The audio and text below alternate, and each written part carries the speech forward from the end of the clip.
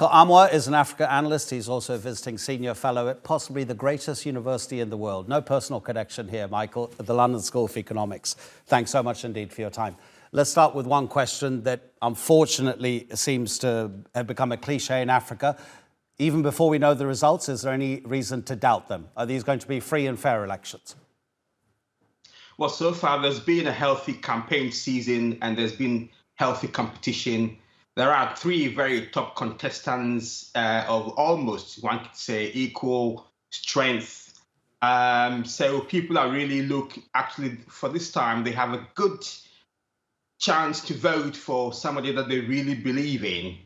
The key question is really, and that's the critical question, as to what extent the Electoral Commission can be believed.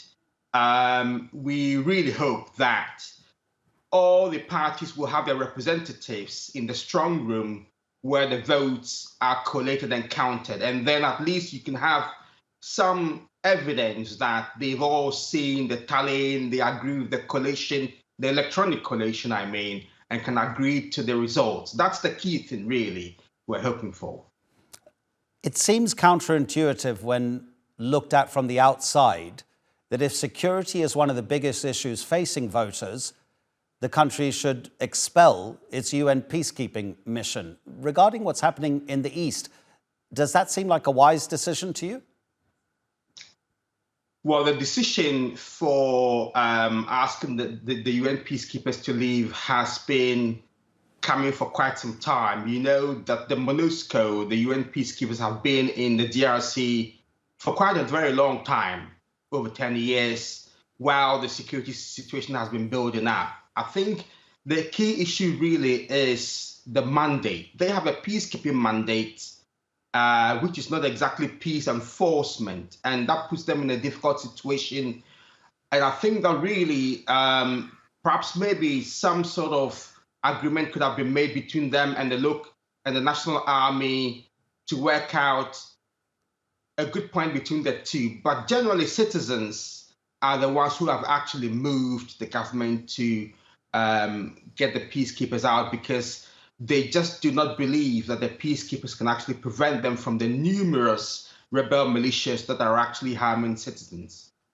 How young a country is the DRC? Because I'm just wondering if young people might be able to change the political narrative in the country.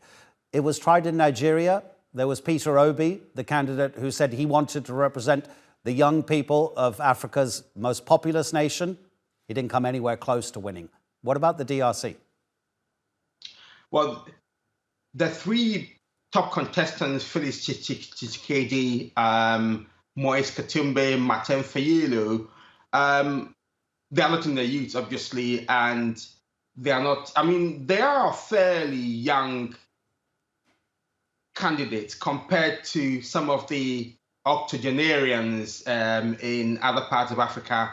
So one would say that it has been kind of gauged quite carefully, and the people actually know that this time around they have people in the right age group with the right experience who can actually handle the issues of the country. I mean, Felix Tshisekedi, for example, has actually had to deal with some tough security and international political situations, whereas all the other candidates have also been facing the same scenarios all over the place. So it would appear that the age group of the candidates is not an issue this time around, and actually that the youth of the country have faith in any of the top three winning, should that be the case.